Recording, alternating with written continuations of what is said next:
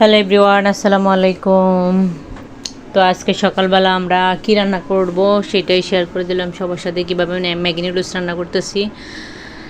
এখানে green chilli দিয়ে দিলাম 4টা, তারপরে দিয়ে ডিম দিয়ে দিলাম 2টা, তারপরে দিয়ে দিয়েছি আমি গাজর, তারপরে দিয়ে দিলাম ম্যাগি মশলা, এরপরে দিয়ে দিব এখানে আমি সয়া সস, তারপরে দিয়ে দিব আমি ভিনেগার।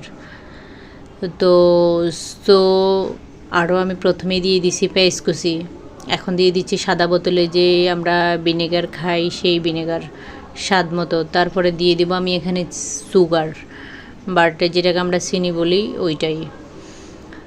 তো এখন দিয়ে দিব আমি এখানে ম্যাগি মশলা, সব কিছু ভালো করে নাড়িয়ে চাড়িয়ে করব, মিলিয়ে নিব, নাড়াচাড়া করে ভালোভাবে মিলিয়ে নিব। তারপর যাই স্বাদ মতো একটু লবণ দিয়ে দিব,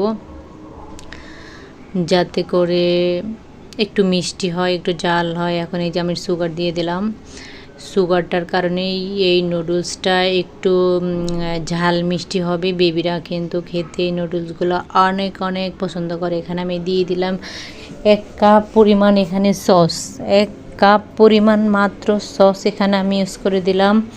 কেননা যখনই আমরা নুডলস রান্না করি সাথে যদি সস দিয়ে দিই তাহলে গ্রেভিটা কিন্তু ভিতর পর্যন্ত চলে যায়। এটা কিন্তু আমরা অনেকেই স্কিপ করে খাওয়ার সময় একটু সস দিয়ে দিই।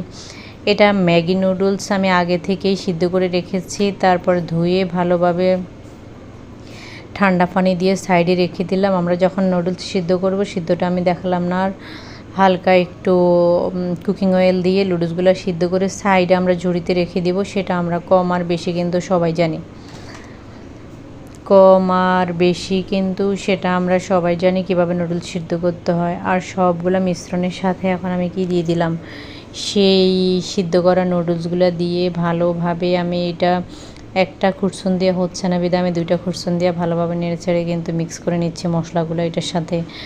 এটা একবার মেক করে দেখবেন, খেয়ে গার্লিক দিয়ে অনেক অনেক মজা। এই নুডলসটা না খেলে কিন্তু মিস করবেন। বাট তাও আবার সকালে লাস্টে আমি আরও একটা মশলা দিয়ে দিলাম, যাতে মশলার গ্রেভিটা যে স্বাদ ঠিকঠাক থাকে, সবাই বুঝতে পারে যে আমি এটা ম্যাগি দিয়েই করলাম। তাও আমি আরও একটা দিয়ে দিয়েছি। তো সাথে আর একটু ক্যাপসিকাম হয়ে গেলে কিন্তু আর একটা ইয়ামি হতো। অনেক বেবিরা ক্যাপসিকাম স্কিপ করে, আমার বেবিটাও সে একই রকম, তার জন্য দিলাম না।